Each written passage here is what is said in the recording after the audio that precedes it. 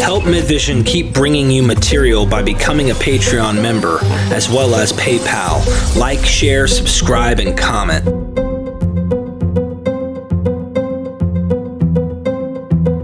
Join the Patreon to get early access to videos and check out the website.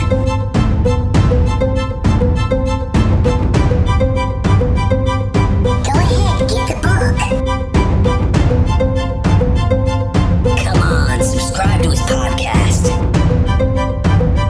We are Mythvision. Welcome back to Mythvision Podcast. Your host, Derek Lambert. Early Mormonism, Joseph Smith. This guy got captured and he is being extradited from one state to another. And even the guys who capture him know that if they get caught with Joseph Smith, there's going to be some trouble. Okay, these boys are not playing. Joseph Smith is a gangster, okay? If you haven't realized it by now, this dude is a straight up gangster, mobster, criminal leader, okay, of his own city. Brilliant. I mean, it truly is genius, but yet what a horrific thing that a cult developed out of this. Anyway, ladies and gentlemen, Bryce Blankenagle joining the host of Naked Mormonism podcast. He's naked from the waist down. I could see it right now. Always. And he looks like he might be black from the waist down. I don't know, but I'm just kidding. And then we have David Fitzgerald. What's up, brother?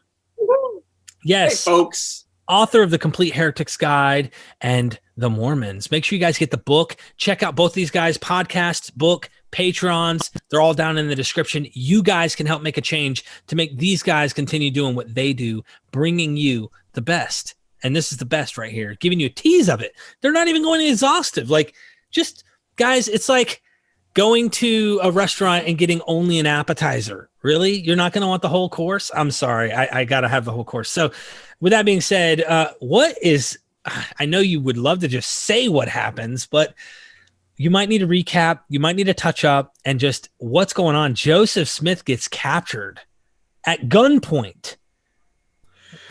Yeah. And who would think that with the cult leader? Like, he's supposed to be like Jesus on earth, and he's oh. Well, Jesus did get arrested a couple of times, right? So, I mean, that's kind of a pretty common theme with these people, with these cult leaders, is they commit various infractions, and then the law tries to prosecute them. They evade arrest or they do whatever to get out of it, and then it's all persecuting the religion, right?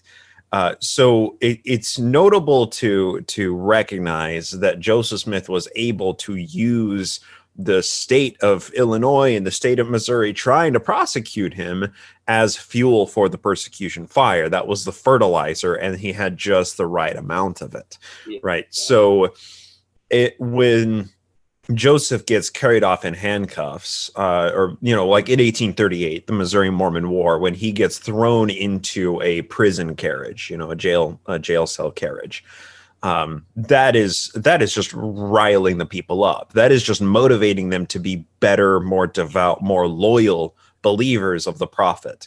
And we have to recognize that trend, that once these movements, these populist movements, reach critical mass, there is no reining them in. There is no cutting off the head of the snake because it's actually a hydra, right? That there is no de-escalating things. And the Mormons obviously understood this. Joseph Smith understood that there was no de-escalation where he didn't end up with egg on his face. So he continued to escalate, obviously. And that is a trend that would see him to his death. And he really had nowhere to go but to keep going through it, because you couldn't back down and say, you know what, that stuff about me being God on earth and heaven and that was just kidding. That I was playing with all y'all. Yeah. Once you get to a certain level, it's like it ratchets up. Yeah. Yeah. So also, though, the Mormons had very well understood that, especially the leadership, that they had been kicked out of multiple locations. They didn't know how long Illinois was going to welcome them. and they began exploring alternate locations for the next Mormon settlement. And the ideas of this begin happening in 1843, but really in early 1844, which I hope we'll be able to get into today. These locations really begin getting scouted out. They send missionaries to these locations to scout them out and to meet with people there, to meet with government officials there, to try and coordinate a place for the Mormons to settle in the next Exodus. And those locations were Texas, right? I mean, the Texas Republic of Texas was, a hotbed place where criminality could go and flourish, and where slavery was legal. Mexico, which became Utah and Nevada, and Wyoming and everything. So Mexico was really appealing. Oregon Territory, which is modern day Oregon and Washington. So these locations, also California, but California still hadn't reached the boon that the gold rush brought that caused so many people to move there. So it wasn't quite as appealing. All of these locations, they had certain things that were appealing about them, and mostly there wasn't a whole lot of government there. There wasn't a whole lot of law that was ever being enforced out there, so the Mormons could go and do whatever they wanted to do, whatever they needed to do to become a religious theocracy. Their move to Illinois, obviously, they wanted that to become their theocracy, and they building a temple. They were building, brickyards. They were building all sorts of things to make Nauvoo the central location, the sovereign theocracy within America. But they wanted that to be the point from which they would expand west and build their theocracy. So the Mormons knew that they were on thin ice in Illinois, and that the longer that they could keep creditors at bay, and the longer they could keep the government in their pocket, basically, the longer that they would be allowed to stay in Nauvoo without prosecution. The one flaw in that plan is it all hinges on Joseph Smith. Everything hinges on Joseph Smith. If he gets caught or captured and taken to Missouri, then the whole plan, the whole movement, the whole westward expansion all comes to a grinding halt. And this Mormon war machine that they are building for the Mormon Revolution no longer has a pilot. And they need to keep all of the things as they are to continue to build sustainably and then to begin their westward expansion in this Mormon Revolution. So, yeah. And we should keep in mind during all this, meanwhile, the leadership behind the scenes are at each other's throats, and there's a war going on between the factions that practice polygamy and the factions that say, oh, no, we don't do that. That's correct, right? And we discussed those factions a little bit last time, right? So we got the polygamy faction is Joseph and Hiram Smith brothers, Brigham Young and Heber Kimball, William Clayton. On the anti-polygamy faction, we have the three families, most notably the Fosters, the Higbees, and the Laws. Foster Higbee Laws. So those are names that we need to become very familiar with as we get further into this. How deep is this division? I know that they just disagreed, but that's a big issue to disagree on. So do they become arch enemies within this? We'll see. Let's just see what happens, shall we? It varies. It's variable. I will say, right. So polygamy was a very divisive issue. And I am with a very small minority of people who believes that Joseph Smith even had his younger brother killed because his younger brother was about to spread the word that polygamy was going on. And that happened back in 1841, right? So, 2 years before where we are in our timeline. And as evidence for that, Joseph Smith then ended up taking his younger brother's wife as one of his polygamous wives. You mentioned this in passing, I think, just barely, but didn't really dig into it. And I think that's because you don't rest a lot of weight on it. You just, you have a hunch maybe, but apart from that, that's. Oh, by the way, he may have killed his own brother and stolen his wife. Yeah. Maybe. So yeah. But Joseph Smith is in custody right now, right? And his boys back in Nauvoo don't know this yet, right? This happens in Dixon, Illinois. And I'm going to pull up the map again just so we can get an idea of what this journey looked like, Right. I love the map too, by the way. The map, I'm sure the audience loves the map. The map is something else, bro. It really helps to understand, to get a better view of exactly what kind of we're looking at here. Because logistically, like, everything has to happen in a place, right? So this is the little town of Dixon, Illinois. It's right here on the river. And this is where Joseph Smith is arrested by these constables. And for simplicity's sake, I call them sheriffs Wilson and Reynolds. These are the two sheriffs. One of them's a sheriff, one's a constable. But I just, for simplicity, sheriffs Wilson and Reynolds. So they arrest Joseph Smith here in Dixon, Illinois. Right. But what they have to do is they have to get all the way to Missouri, somewhere here across the state line in Missouri. And that's a long journey in order to ensure that their job is complete and that they have fulfilled the orders of the two governors of Illinois and Missouri, which is Governor Reynolds and Governor Ford. The new governor of Illinois is Governor Thomas Ford, who we'll talk a bit about Governor Ford, but he wrote his own history of Illinois. It's titled in 1852, and he talked a lot about the Mormons in his book from his view as governor, and it's a fascinating book. Wow. So these guys have to get Joe, and basically Joe alone, from here in Dixon to Missouri without hitting any of the Mormon settlements all along the Mississippi River right here, right? And Nauvoo is the primary Mormon settlement, but there are satellite Mormon settlements all over. And if we remember, Quincy is where the Mormons first landed when they were chased out of Missouri. They crossed the Mississippi, and Quincy became their refugee settlement. So Quincy citizens were largely sympathetic to the Mormons. They had helped the Mormons survive during the refugee crisis and got the Mormons to Nauvoo, kept them alive long enough to get to commerce that they turned into Nauvoo. But there are Mormon settlements all along out here that will recognize Joseph Smith on sight. Now, a lot of people don't recognize Joseph Smith, and most accounts of people who were like introduced to him, even hostile accounts, are like, he doesn't look anything like I pictured him. Because he's not, gray beard and a Moses looking figure, right? He's a dude in his mid 30s, right? He's just a dude. So these sheriffs can take him from Dixon on back roads. And if they stay in a town where there are no Mormons, nobody will be any of the wiser. Nobody will recognize them. Nobody will have any idea that these guys have arrested the prophet Joseph Smith. But if there's a single Mormon in that town, suddenly the jig is up. Yeah. They'll be identified. That information will get back to Nauvoo, and then out come the Danites, out come the Nauvoo Legion to come and rescue their divine leader. So How many days journey are we talking about from the Dixon area to the border, Missouri? Let's see. So he was arrested June 23rd of 1843. And all of the events that we're about to discuss transpired in the space of just over a week. It was all resolved by July 3rd.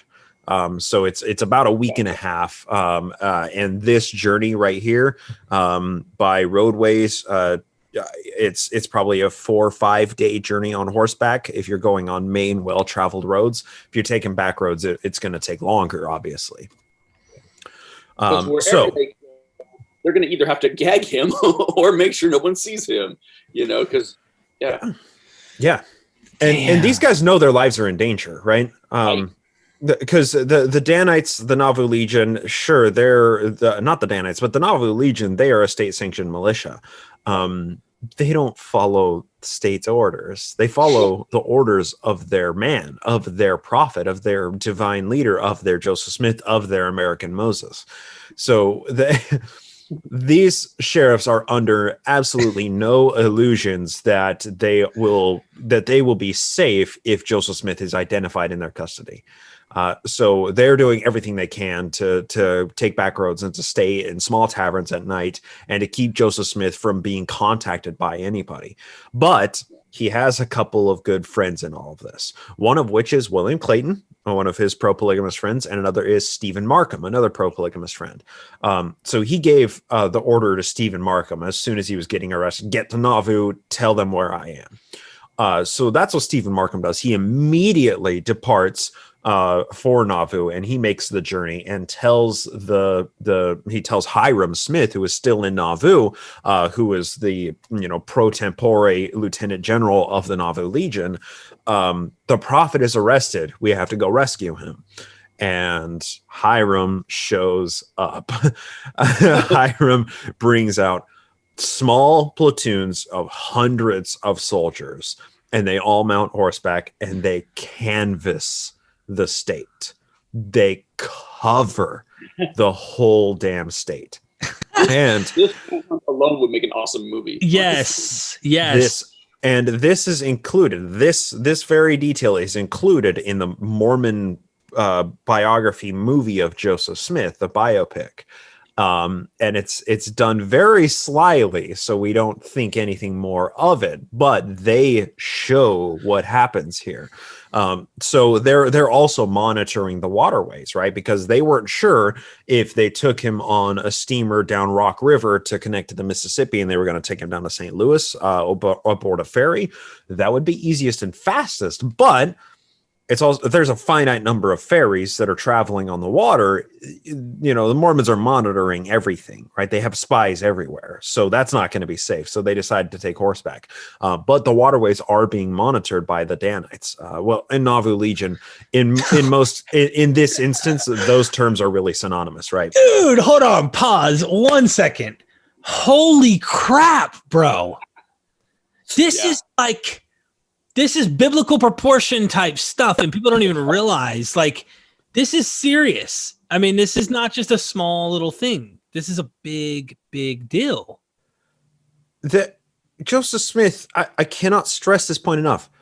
Joseph Smith was a criminal kingpin. Yeah. He was an absolute criminal. And the way that criminal kingpins are able to stay in power is they create systems that make them untouchable. And most of the time that means being surrounded by armed guards. And Joseph Smith most of the time was, which is why these guys never arrested him in Nauvoo, right? The last time that they did that, they were the sheriffs were chased out of town, and then Porter Rockwell and Joseph Smith fled. They got out of town, right? So these sheriffs understand the risk that they are taking on by arresting Joseph Smith. They know he has an entire militia at his command. They know that he has underground shadow assassin squads. They know that he is an extremely dangerous man and extremely wealthy as well, right? He's extremely wealthy and powerful in all of this too. I mean, this is not a run-of-the-mill, thief. This is not a two-bit criminal. This is a kingpin of a criminal empire. And everybody recognizes that. So how do you rein that in? How do you stop a criminal empire? How do you arrest the kingpin of a criminal empire when he's constantly surrounded by his armed guards, right? You have to be careful about how you execute these things, or you take your own life in your own hands. I'm fascinated by when I think about the route these guys took to bring him to Missouri. It's like you have to find places that either you trust them so much that when the Mormons show up, a day or an hour later, they're not going to say, "Yeah, he went that way." Good point. You got to make sure there's no Mormon spies. You got to make sure there's no Mormon sympathizers. Make sure there's not anybody greedy enough to be bribed. I'm just really fascinated to know how many places they hid out and what kind of places those were. Great. And they, like I said, I mean, they were small towns, small taverns that they stayed the night in. And they weren't able to conceal his identity and his location. They weren't able to do it, right? Because all this time, Joseph housed William Clayton riding alongside, who was able to take special messages. So and the constables, they can't stop William Clayton from riding alongside their posse. That's just something that they can't exactly do, because William Clayton was a whole different spin on it. Wow. And by the way, don't mind me, guys. No, don't pay attention to that guy. He's just a friend of mine. I'm just going to slip him a piece of paper, and he's going to disappear for a couple hours and then head us off at the next junction. No, right? So William Clayton was still able to pass messages and verbal communications to nearby Mormon settlements, right? So they would run within 3 or 4 miles of a Mormon settlement. Then William Clayton would break off and go, relay information to them. They would send out a letter to Nauvoo and try and get a hold of Hiram or William Law. William Law is in all of this. He's one of the commanders of the Nauvoo Legion. He's leading a platoon. That guy who tried to break Porter Rockwell out of jail and finish off the Lilburn Boggs job, Joseph Jackson. He's leading a platoon of guys searching. So there are hundreds of Mormons divided out all over the state of Illinois, searching, all spreading out from Nauvoo, right? So if we go back to our map here, we can see how this kind of looks, right? So all of these troops are centered here in Nauvoo largely, but there are also smaller platoons, smaller divisions of the Nauvoo Legion in the surrounding Mormon settlements. But what this does is it basically keeps a small garrison patrolling the river, making sure that everybody who's on the ferries is accounted for and that Joseph Smith isn't on any of the ferries. But then we also have platoons of Nauvoo Legionnaires riding out in a fan away from Nauvoo, all directions, covering all major and minor roads, looking for any of these little towns and villages, meeting with anybody in the settlements. Hey, did you happen to see Joseph Smith come through here? Did you happen to see a few guys, one of them in shackles? So they are spread out every possible direction, and it's only a matter of time before the guys from Dixon run into a frond of that Mormon fan searching the entire state. Question. And Another question leaps to mind. So, and this whole time, is Clayton like following behind them like a dog, sniffing around but not getting close enough to them? Or is he actually in their party and saying, I'm going to be back. I have to go to the bathroom and I'll be back in 3 hours, Yeah, and, he was in the party, right? And I say also Sheriffs Wilson and Reynolds, right? This is a posse, an arresting posse of I think like 7 or 8 guys in all of this. And so there were a few guys in it, but Wilson and Reynolds were the sheriffs who had the actual pieces of paper, the orders, the warrants for the arrest and the extradition orders from the governors. But they had nothing on Clayton, so he was free to come and go and hang out with them. And yeah, he wasn't under arrest. And he, from what I gather, he was basically with the posse. He was just riding alongside them. Yeah. I don't have any reason to believe that he was just like kind of trailing them or like, sitting in the shadows, making sure that they don't see him. Ostensibly there just to help take care of Joseph, I assume. Yeah. And Joseph always had handlers, no matter where he went, no matter where he was. He always had somebody who was one of his friends by his side, and that happened to be William Clayton in this case. This brings up a point I'd like to ask before we get to the conclusion, because I know you're about to explain what happens, and I cannot wait to hear what happens.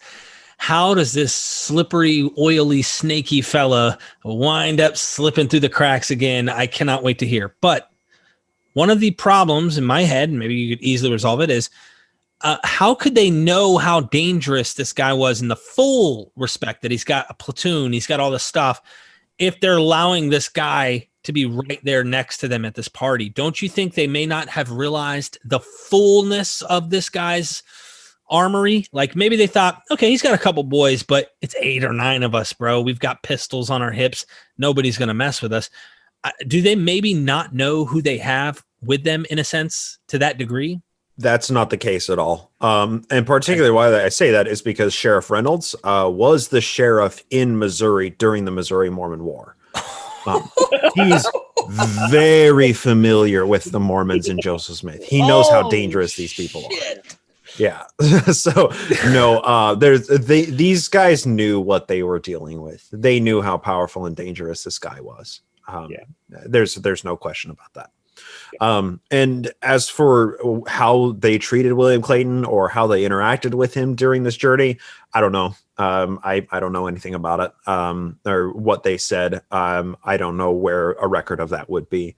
What I do know is what Joseph Smith claimed. He regaled everybody with the entire story once he was safe. And then the sheriffs went to, I believe it was Quincy, Illinois, and they sent their own versions of the events to the governor of Missouri, and it was published in the Warsaw Signal. So we have the Mormon version coming out of the propaganda mill in Nauvoo, and then we have the sheriffs telling their side of the story through the anti-Mormon literature at the Warsaw Signal. Pull up the map. Where'd they get where'd they catch him? Where'd they catch him? And then tell us what happened in both sides of the story, because I really got to know this. This is so important. Right. So there were a couple of these larger groups. Hiram Smith ends up coming out towards Monmouth and Galesburg out here with his boys. That's Joe's older brother, Hiram Smith.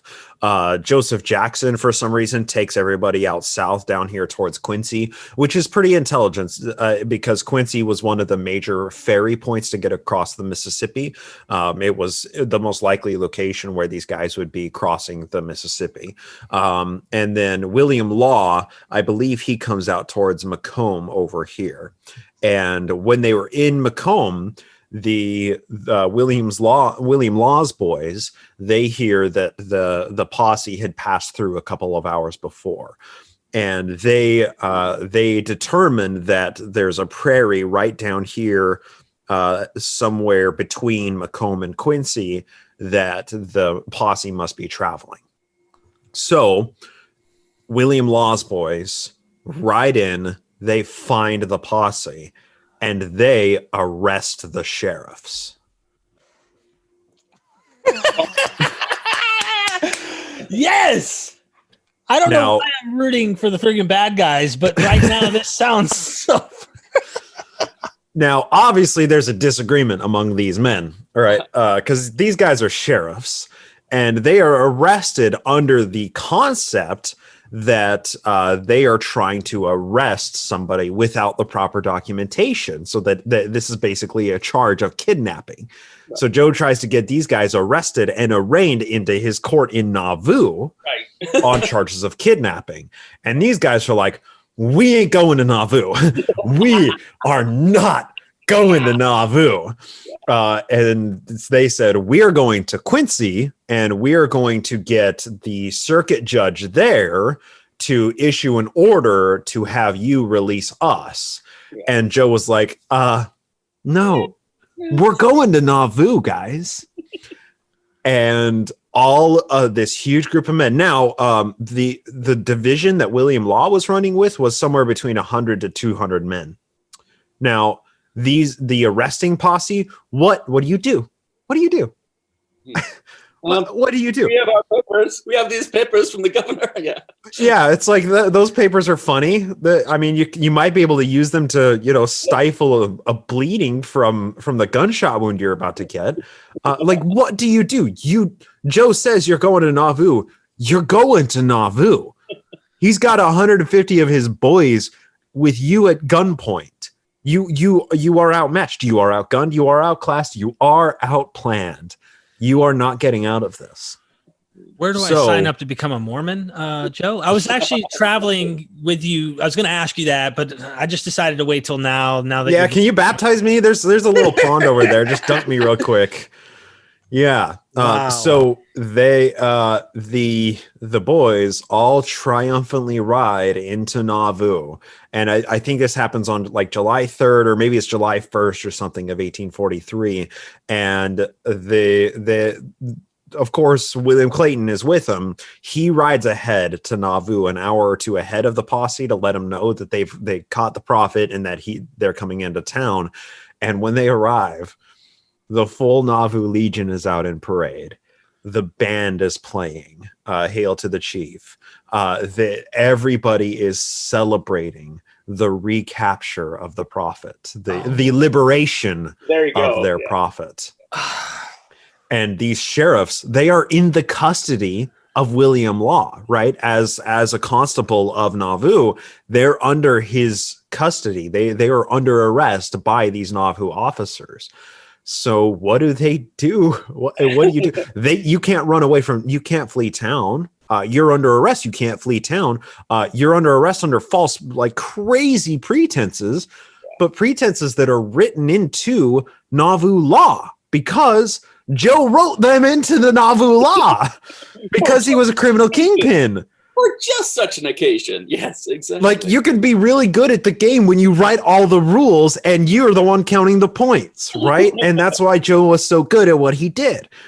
So Joe is, greeted by his family, his kids, come and clasp onto his legs. Young little Frederick is so happy to see his dad. He's, like 4 years old at this time. Young Joseph III, he's 10 years old, and he's so happy to see his dad. He remembers crying at his dad coming into town. Emma, of course, is probably relieved to have her husband back in town and out of the custody of the Missouri sheriffs. Although we don't know, maybe she was happy to have him arrested. Maybe she helped them arrest him. Who knows? So yeah, it's this huge cause of celebration for all of the citizens of Nauvoo, because Joseph Smith had another close scrape with death and got out from under it. Life number 9. Click. That's right. What happened? Okay, the parade's going on. They're in town. Yeah. They're arrested. And Joseph Smith has a dinner party, and he invites the sheriffs to come to the dinner party. And they're like, no, we don't want to go. And he's like, no, it wasn't actually an invitation. You're coming to the dinner party. And they go to this dinner party, and they are just basically forced to sit at a table in kind of a corner of the room, watching all of the Mormons paying their happiness and praise to the almighty prophet, the criminal kingpin. And they spend the night there at this large party, watching the Mormons just party and drink and have a good night. And they can't leave. They can't do anything because they are under arrest in a city of criminals. And you got to wonder, the only thing that's keeping them alive, I would think at this point, is the thought of, well, if we kill them, the Illinois government will come after us. But I don't even know if that's true. I don't even know how much I would not want to be in their shoes at this juncture. Yeah, I wouldn't want to be in anyone's shoes, right? Because, like, if you're the Mormons, what do you do with these sheriffs? Because it's like, well, we got you arrested. We got our boy safe here. But those documents signed by both governors of both states are not just going to go away, right? Like, that's still gonna be a thing. And if we just off these guys, then Governor Ford's going to show up with the Illinois militia. We don't want that. We want to not fight for as long as possible to allow us enough strength for the time when there is an actual fight. So what do you do if you're the Mormons? What do you do if you're the sheriffs, right? Because you have no liberty at this time. You have no freedom of passage. You can't do anything.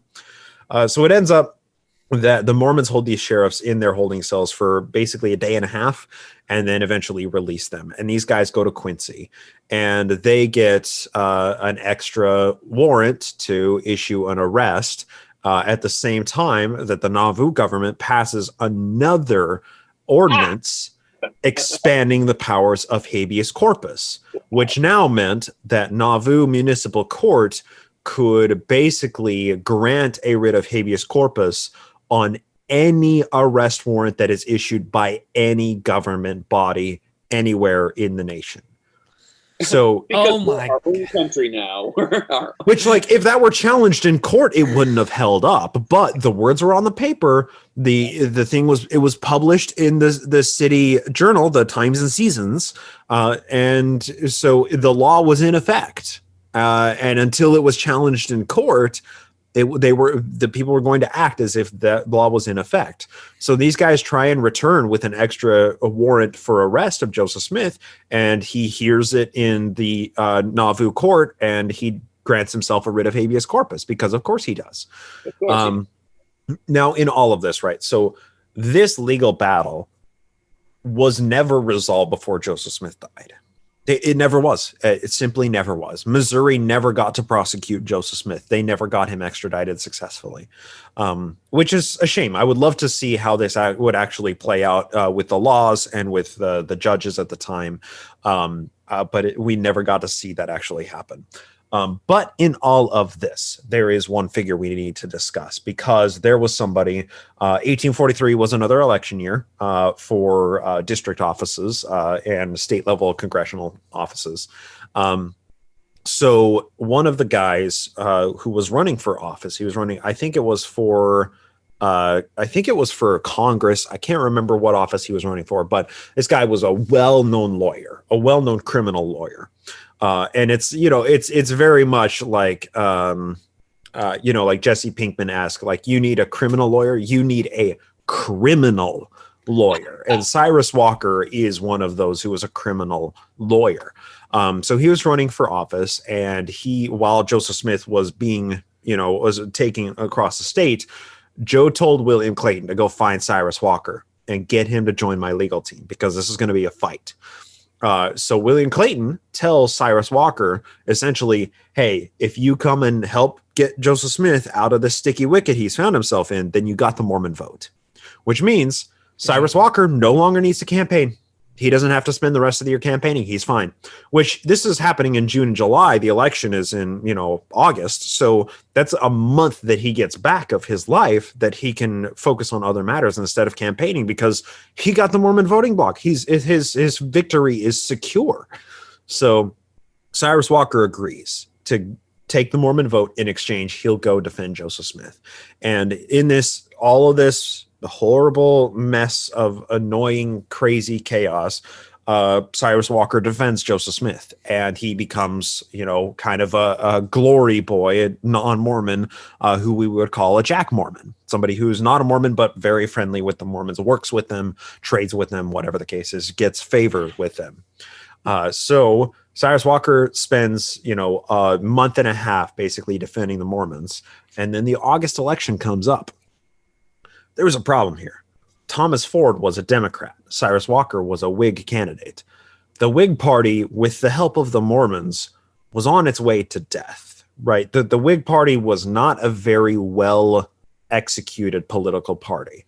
And Cyrus Walker only had the weight of the Whig Party behind him, whereas Hoge, who was his interlocutor, had the weight of the Democratic Party behind him, which came along with it, the Governor Ford of Illinois, right? So the Democratic Party had more power in the state of Illinois, and thereby had more to grant the Mormons. But Joseph Smith just told this guy, Cyrus Walker, you got the Mormon voting block if you come defend me in this case. Oh my gosh. So the August election comes up, and Joseph Smith has spoken multiple times from the pulpit because he's a free man. He's out on a writ of habeas corpus. He's a free man. He's able to wander Nauvoo and do everything that he wants right now without fear of arrest because, he got freed. You must acquit. That's exactly right. Yeah. So he's bulletproof, right? He was just arrested outside of his kingdom and he survived it. He's bulletproof. And every time one of these encounters happens, he gets more cocky. He gets more arrogant. Like, I actually am bulletproof. Holy crap. These guys didn't shoot me. My boys came and saved me. Like, I'm pretty much God. So, Yep. The Joe spoke many times from the pulpit that the Whig Party, that Cyrus Walker is our man. He doesn't ever say from the pulpit, vote for Cyrus Walker. He just says that you vote for good candidates, and Cyrus Walker is a good man. And he says multiple times that we are not a party, a partisan religion. We vote for whoever it will be the most good for us as a people. Which is, it's veiled, but it's religion interfering with politics, obviously. It's a good thing America's moved long past that now. It's a secular nation, I hear. Yeah. Anyway, people have told me it's a secular nation. So election day comes, and Joseph Smith is caught in the turmoil that the Democrats, if the Mormons vote for the Whigs, the Democrats are going to prosecute Joseph Smith. They're going to carry out the warrants to have him arrested and extradited to Missouri. But Cyrus Walker, who is the Whig and who wants to fight with the Democrats about this, has been defending Joseph Smith for a month and a half now, and Joe promises votes to Cyrus Walker, the Whig candidate. Well, election day comes. There's a big public gathering in the town square of Nauvoo, and Joseph Smith says, "My brother Hiram had a dream last night. Oh my gosh. And every time. so Joseph Smith says, I will be voting for Cyrus Walker, but I have never known Hiram to receive a prophecy and lie. So Hiram stands up after Joseph Smith and says, I had a vision last night that we should vote for the Democrats. Oh. And the people are mad because Joseph Smith for the last month and a half has been telling them that they should vote for the Whigs. Now we have Joseph Smith's brother, the patriarch of the church, Hiram Smith, coming up and saying he's received revelation for the people. I thought Joseph Smith was our prophetseer and revelator, but now Hiram is getting up and saying, I've had a revelation that we should vote for the Democrats. So this causes a rift, and William Law steps up and says, Hiram is not an authority for revelation on the church. We should follow Joseph Smith as the prophet. Joseph Smith tells William Law to sit down and gets up again and reiterates that when Hiram has had a revelation, I have never seen it be false. So there's this schism going on, a fight among the presidency of the church about who to vote for. And all of the Mormons in the settlement in the area and in the nearby towns catch word of this, and they almost all vote for the Democrats. But the speech didn't get to some of the outerlying Mormon settlements in time for them to switch their vote to the Democrat, and they voted for Cyrus Walker because that's what Joe had been saying for the last month and a half. But Hiram Smith was able to turn enough of the Mormon votes that the Mormon bloc turned Democrat. So wait a second before you say another word. So what was going on here? Was this an example of political infighting? Or was there a plan within a plan? Do we know? Is it just supposition at this point? So there's a few ways to look at this. The way that I look at it is Joseph Smith weighing his options. The Democrats had more to offer the Mormons, and the biggest thing that the Democrats could offer the Mormons was, we're not going to prosecute you. And that was too appealing to Joseph Smith. It was choose the Whig vote and go with this guy who's been defending me in court for a month and a half and risk, vilifying the entire Democrat Party, or vote for the Democrat Party and make sure that they don't prosecute me. And then who cares about this Cyrus Walker guy and the Whig Party because they don't have much leverage to give me anyway. Dude. I see this all purely as a machination of Joseph Smith. And it's political chess. It's absolutely political chess because Joe owned the Mormon vote. Whoever he said the Mormons would vote for. I see this purely as a selfish move in Joe's eyes. And him creating a weasel situation where he could get out of the fact that he promised his vote to Cyrus Walker, but that he said, in response to all of this, Cyrus Walker quit. He was mad about it, right? He said, well, I promised you my vote. I never said all of the votes of my people. And just like that, suddenly it makes perfect sense. Exactly. So what does the church say about this? Are they aware of this? They don't teach this. Okay. This is not in any of the curricula, right? Because this is nasty stuff. This is dirty political games. Like, it doesn't matter what era of American history you're looking at. Like, this is skeezy, right? This sucks. Nobody likes to see this kind of political bartering and trading going on. We all know that it happens all day, every day, but nobody wants to see it thrown in their face, especially when it's their divine supreme leader who is doing it. Right. So what happens? He obviously doesn't get the vote for them, but he has an excuse for why, of course. What happens now?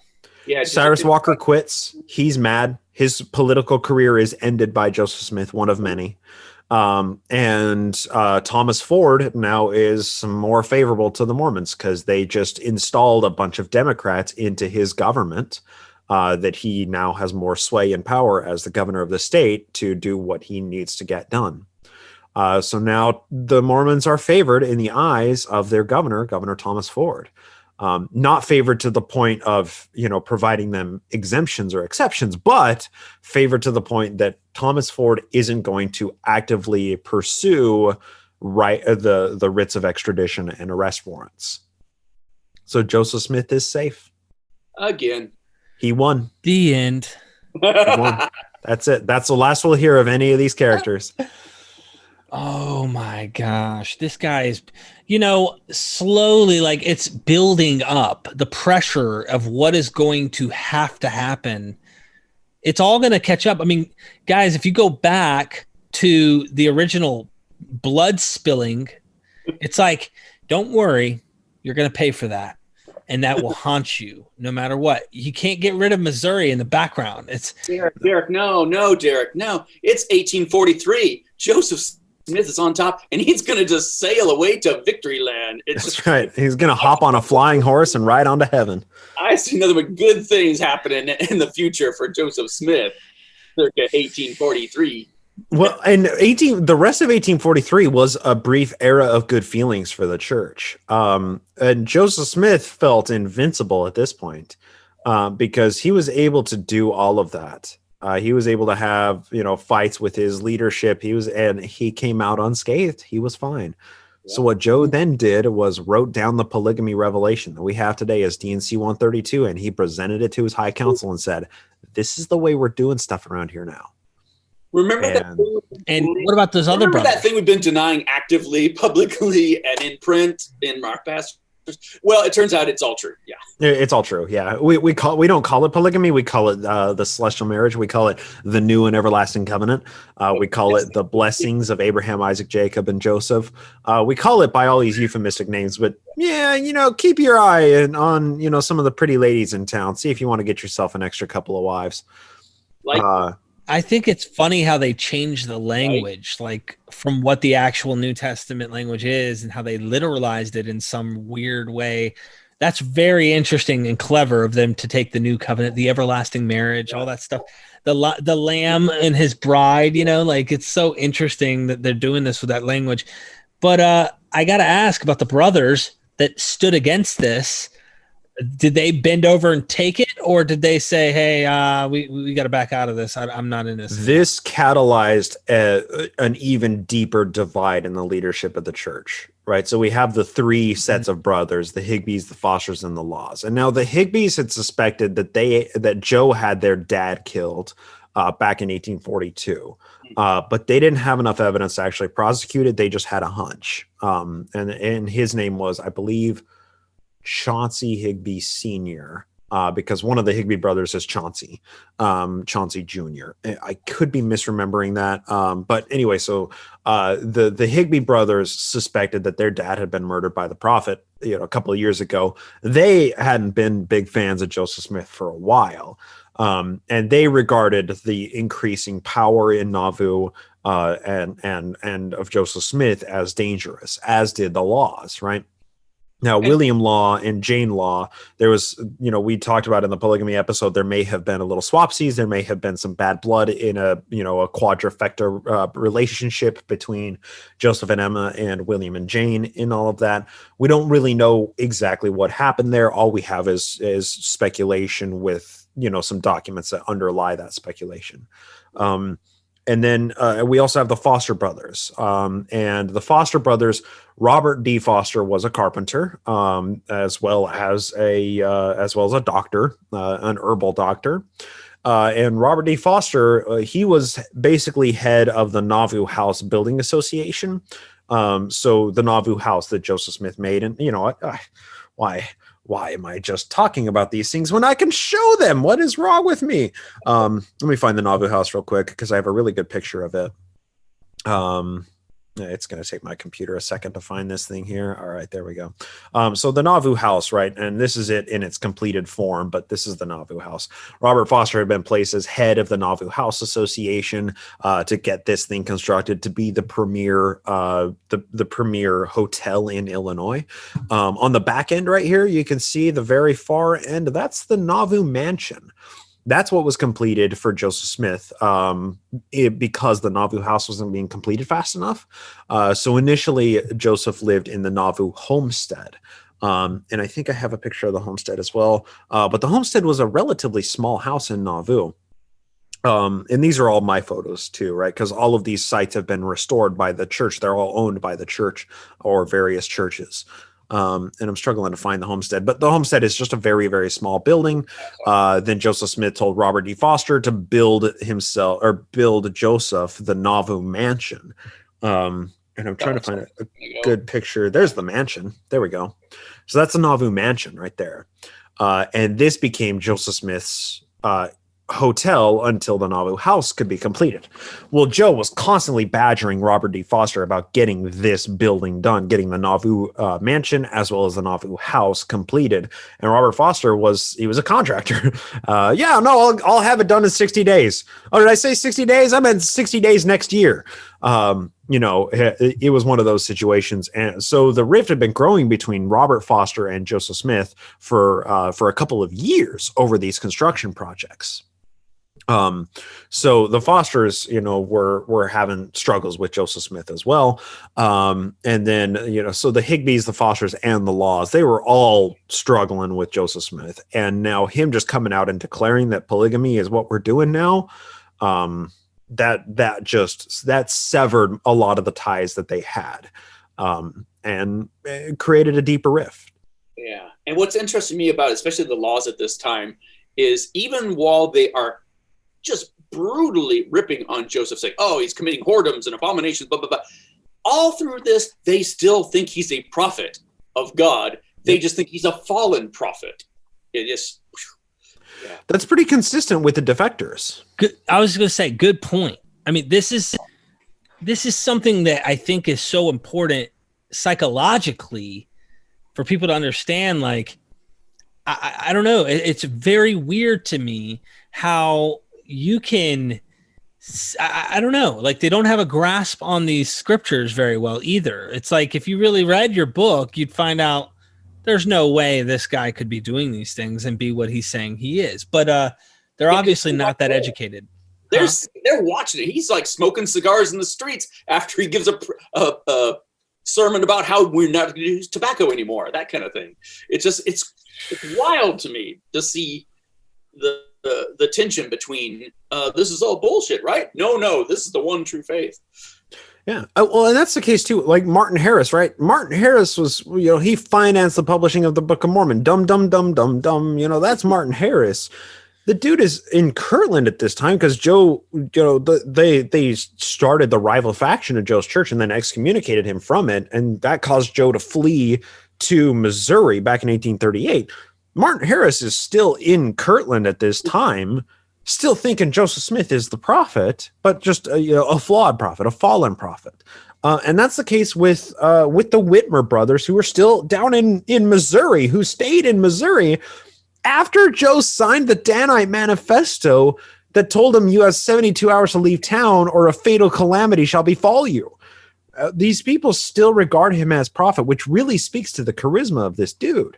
Right? Like that says a lot about who this person really is when they can see all of this happening right in front of their eyes. And they're still like, yeah, no, he talks to God. Yeah, no. Oh, he does some bad stuff, but no, he talks to God all the time.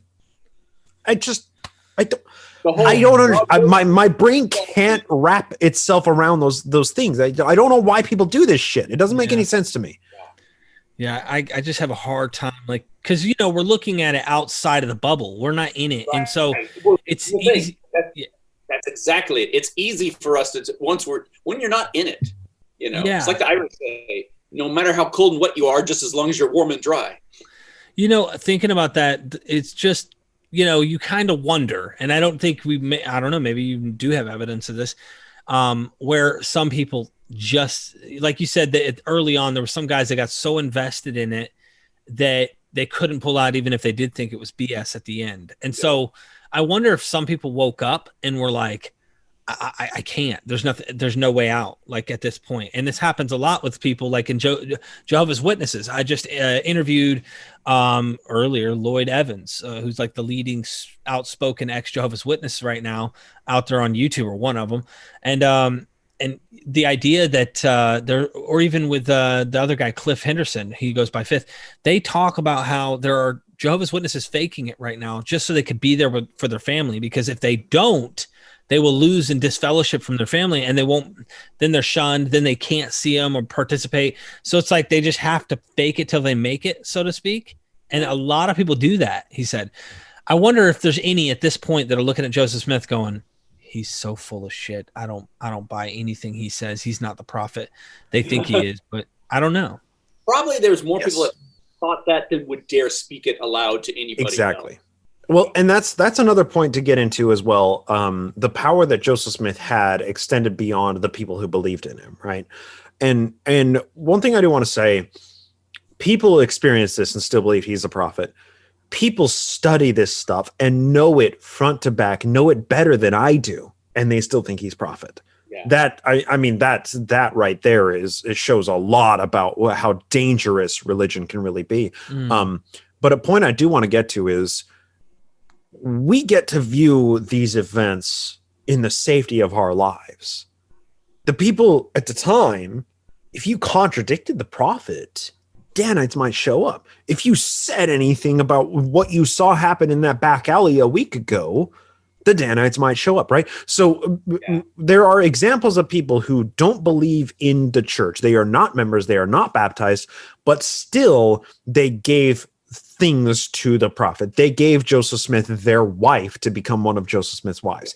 And people, historians who are believing, view that as like, well, obviously that's because they knew that this was a ceremonial thing, that this was a celestial only thing, that this was a thing that was all about the creating this new and everlasting covenant, this celestial family of Joseph Smith. There was no libido, there was no sexual component to this. And I look at stuff like that and be like, there are guys who are members of the church who live in Nauvoo who still gave their wives to Joseph Smith, because if they didn't, what might happen to him? Yeah. These guys were terrified for their lives. Of course they gave their wives to Joseph Smith, right? And hey, it's like you choose, hey, give me your wife and you get this nice plot of land that's in a choice location next to the market district in town. You get all kinds of cool things. You get nice benefits, whatever. But, if you don't give me your wife, that's cool. I might never see you again, but it's cool if you don't want to give her to me. Right. Yeah. Like there's some vindictive ways to interpret the evidence here that I think are much more accurate than like, oh, he was such a nice guy. He was so enlightened. He was such a good prophet of God. And this also reminds me, if we get into the point where we're talking about what's called the Mormon Reformation, we're going to see this little Chinese cultural war in Mormonism where they start weeding out the unbelievers and the half-hearted, around the same time as the Mountain Meadows Massacre. That still exists in the culture today. Wow. Like that same squealing, that same tattletale culture still exists in the church today. It's caustic. So Bryce, we're running up, right? We've got maybe 5 to 10 minutes. Let me ask you this. Porter Rockwell is rotting in jail right now. Yeah.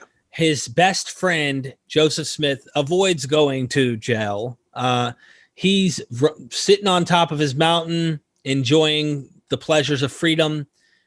What's up with this guy? I mean, is there any significance in him in any of this right now? Or is this something coming up soon? Or well, let's round out the rest of 1843 okay. So we can hopefully start next episode in early 44, because that's when things get really crazy. So 1843, the rest of 1843, there's the expansion of polygamy to the High Council. And more people are brought into the anointed quorum, which is the super, super duper select group of people who are all instructed on how polygamy works, and they are all prepped to practice it. Whether or not they are able to is a different question, but they are all given the information to understand how it works. And that comes along with a special process that's called the second anointing, which includes, covering you in oil and washing your feet and all kinds of weird, special esoteric Mormon stuff that is super duper guarded today. But I don't care. Anyway, so this group, this super insular group, once again, it expands a little bit. It gains more people, it gains more traction, it gains more followers. But also the rival faction, the people who are considering polygamy as an abomination, also begins to grow, because all of this time, right? Still, Bennett's book is selling like hotcakes, right? He published that at the very end of 1842. So for the entire year of 1843, Bennett's book is being sold nationwide. And the Bennett meltdown continues because his book is a scourge on the church. So that's creating all sorts of questions about polygamy and how it's practiced, and questions that Joseph Smith doesn't ever want to answer in public, but deny. But then when I want your wife, then I tell you that it's all true, but with our special code words and stuff. So 1843 sees kind of this weird fluctuation of polygamy, where Joseph Smith acquires a few more wives, but more. How many wives he's acquired at this point? Yeah, by the end of 1843, it's over 40. And solidly we have over 25 of really solid evidence by the end of 1843, but speculative evidence over 40, right? So there's he's acquiring more wives, but also the circle of men who are able to acquire wives is also expanding. And Heber C. Kimball is taking extra wives. Brigham Young is taking extra wives. Some of these other guys who are close to Joseph Smith, they're not only learning that polygamy is a thing that we can do, but they're actually getting to practice it. So that's expanding as well. And we should point out that it's mostly expanding to the leadership. For your rank and file Mormon, only. It really doesn't change their lives very much because they can't afford another wife. That's true. It was most of them, if they had any at all, only had 2 wives. Very rare to have a third wife. And maybe a fifth of the rank and file Mormons were even doing that. Yeah. It was only, even in Utah when it was practiced openly, I think it was only about a quarter to a third of men even had a second wife. Yeah. And that's because it's about a 50-50 population split. It just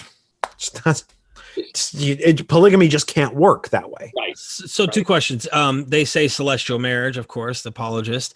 Were these wives living with their new husbands? And then number 2 question, you can answer that. And then the number 2 question I have is, do you think that this Bennett book influenced them to come out about it instead of playing the whole downplay? It kind of caused them, forced their hand to say, you know what, we're going to own it and make sure they understand this is divine. So all he is a mocker of God's prophet. Do you think that played a huge influence on them just coming out and saying, this is God's doing, and blah, blah, blah? What do you think?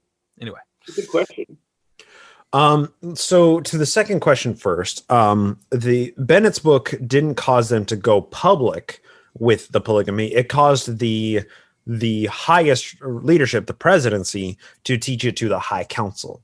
And the High Council is comprised of a whole bunch of a whole bunch of the male leadership, and that includes the Quorum of the Apostles, the Quorums of the 70s, the bishops, the clerks, and various groups.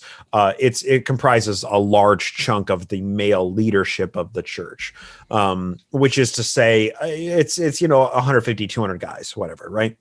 As opposed to about there are about 4,500 to 5,000 men living in adult men living in the church at this time. So Bennett's book doesn't cause them to publicly say polygamy is our thing, but it does cause them to, in private, among this leadership group, to tell them how this works, what it actually looks like. But Bennett's book also causes a whole bunch of exposés and satire and all sorts of stuff to come out in the popular media around the Mormons and about them nationwide too. One notable example is Buckeye's Lamentations for Want of More Wives. And it talks about this fictional character Buckeye who goes into Nauvoo, who's looking for more wives, but he's not able to get them because they've been soaked up by all of the leadership of the church. It's funny because it's true. Exactly, right. And so it's only mildly satirical. But they're in the popular media, Bennett's book causes the Mormons to be regarded as polygamists. And once the Mormons actually do go public with the announcement of polygamy, it's a huge bombshell. It's a PR disaster for them because so many people were saying, aha, we knew it. We told you so. And apparently, I'm trying to remember the exact number, but apparently in Europe, they're getting this steady inflow of European converts. When that hit, it almost dried up instantly. I think almost 2,000 instantly left the church just on that issue alone. 1776, I want to say. Bryce, we've got a couple minutes, man. Give us a cliffhanger, bro.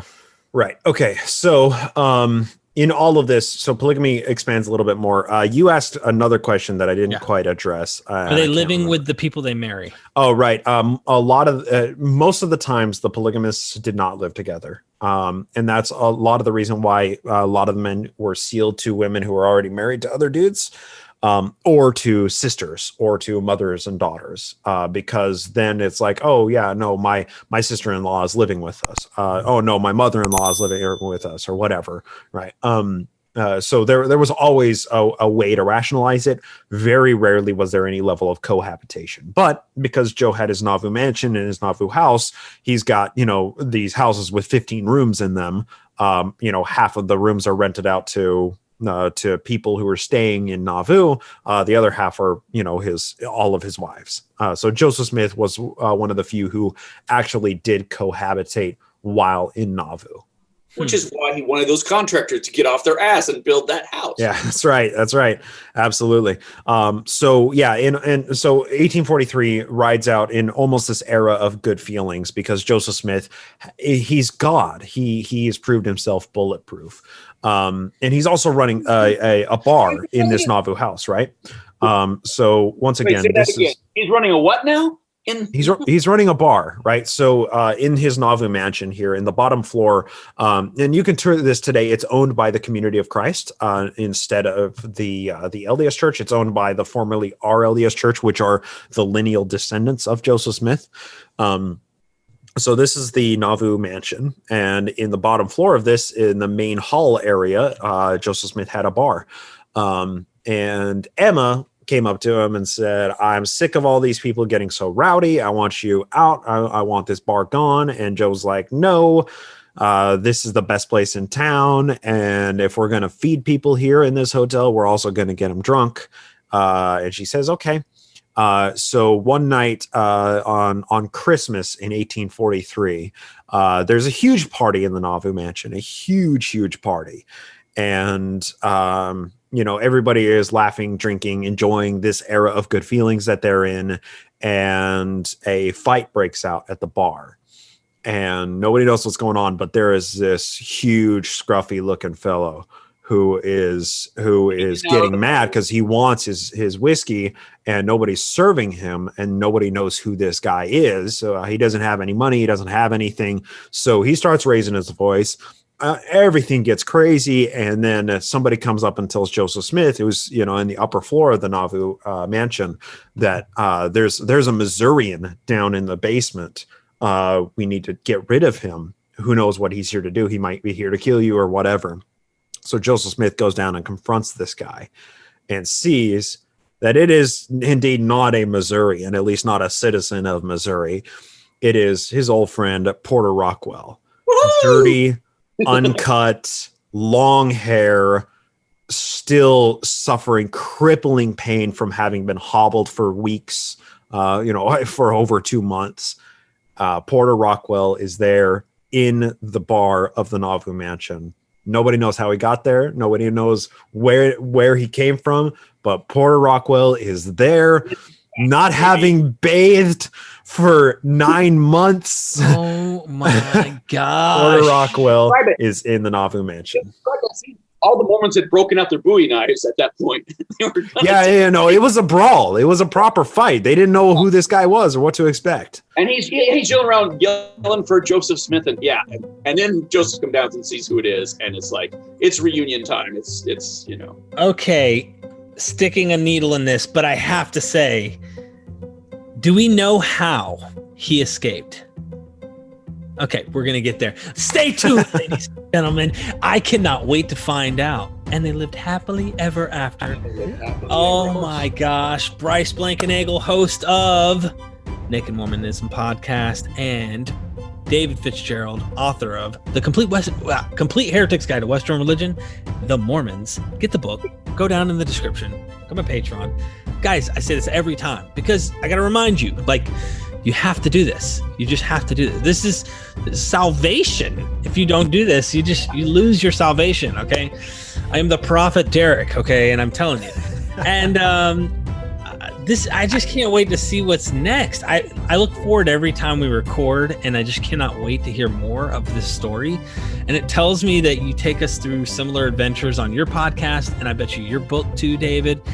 We got to do this again, of course. Continue.